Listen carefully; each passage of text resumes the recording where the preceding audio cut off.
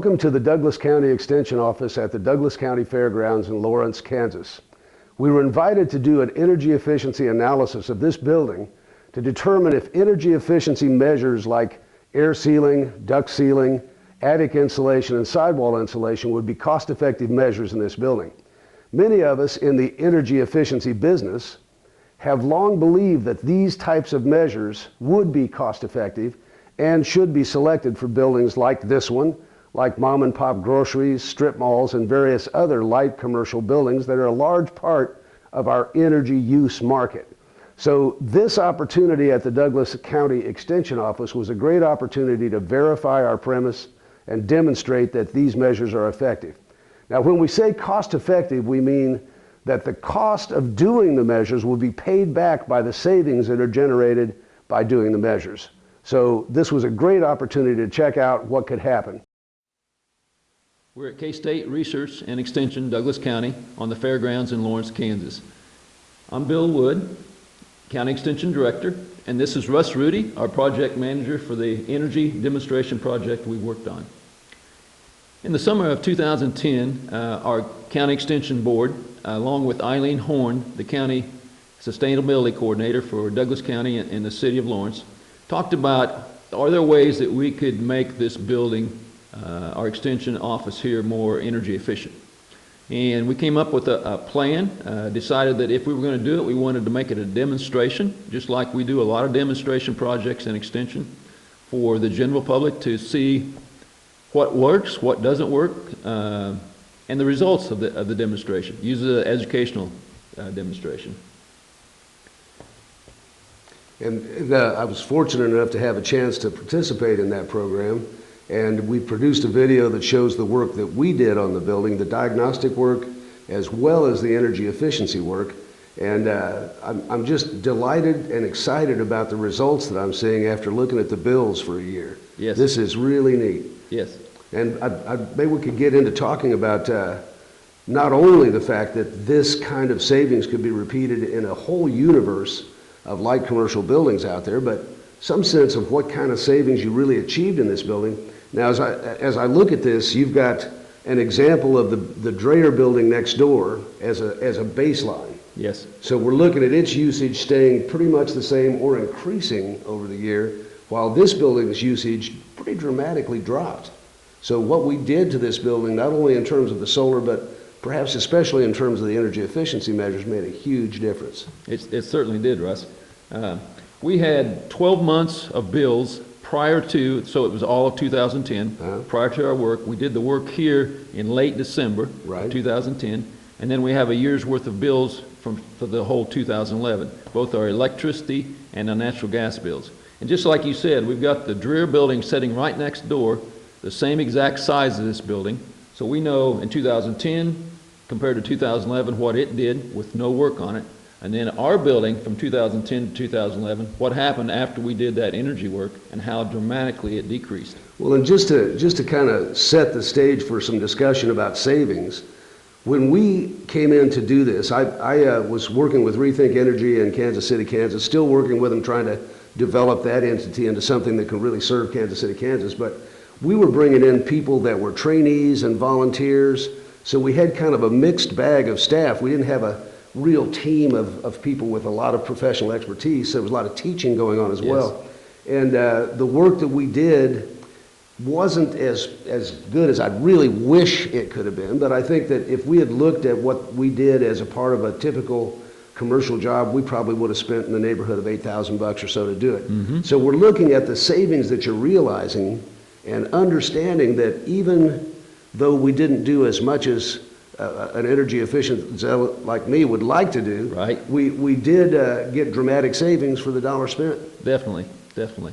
And to the extent that I think you're saving close to $2,000 a year or somewhere around there, which is going to pay off even a commercial cost within 4, 5, 6 years, which I think is a very valid return on investment. You know, we might want to take a look at some of the numbers that you've got here in terms of actual savings. Okay. And discuss that a little bit and talk about what the return on investment might be. Let's do that. Let's start off and take a look at the natural gas. That's the one I thought we'd really really make a difference in, and we did. In this chart here, we've got the Dreher building in the green color, and we have the 2010 total usage, which was 936 therms. And I use therms because that's the way the It's the way the utility bills it, right? Yep. The therm is 100,000 BTUs. Okay. And then in 2011, it went up slightly to 1,112. So, And that's in the Dreher building, the baseline building we're looking at? Yep. Okay. So probably the 2011 winter, late winter, early winter was a little cooler. We used more energy. Then we look at the extension office, and in 2010, which makes sense because our building is used basically daily. It's a business building, while the Dreher building is used occasionally when people want to rent it. We use quite a bit more energy than the Dreher building. But when we look at 2011, after we did the insulation and attic work, we cut that 54% from the year before, while the Dreher building went up 18%. So if you kind of add those two together, we're looking at 65 to 70% savings from the energy work we did in this building. That's pretty substantial.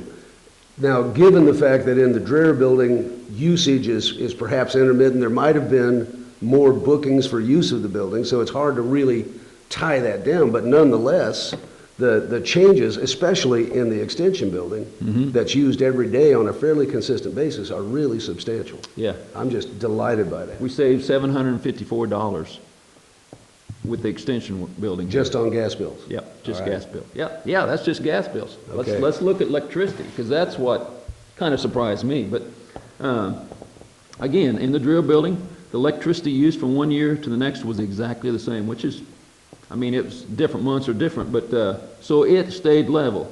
In the extension, which is the blue here, in 2010 we used 120 kilowatt hours, and then this last year, a total that we used was 35,840. So a 25% decrease in electric bill here in this building, which at 11 cents a kilowatt hour equaled about $1,350. So that's, again, a substantial savings. And now I don't have the figures right in front of me, but my recollection of the two summers that we're looking at is that we had more days over 100 degrees in the second summer than we did in the first one. So we'd have to look at degree day information from the weather folks to really verify that. But again, a pretty dramatic reduction.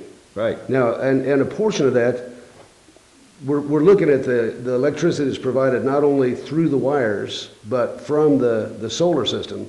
So basically, however it's provided, we're looking at kilowatts. Yes. Versus kilowatts. So it's not, there's no change by virtue of the fact that it got solar. Right. Except for the fact that the solar electricity didn't cost you what the True. line provided electricity cost. So if we add on what the solar panels created, that's another $600. All right. So we're looking at 2,000 plus 660, $2,660 that we did not spend in 2011 that we would have spent if we hadn't done the work. Well, I would consider the fact that you guys are publicly funded that to be a real gift to the taxpayers.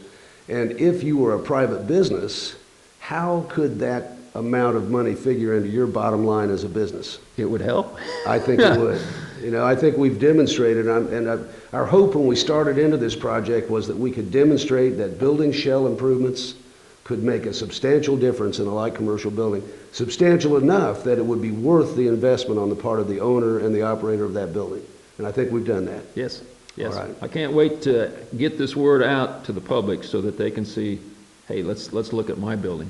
I think that's a great idea. I think there's a huge opportunity to reduce the amount of kilowatts that are necessary to operate these buildings. That's got benefits that include benefits to the business owner who's going to improve their bottom line, benefits to the environment that's not going to use kilowatts. Yes. The best watt that we can use is the negawatt, the one that's not even produced. That's so right. I think this is a real opportunity.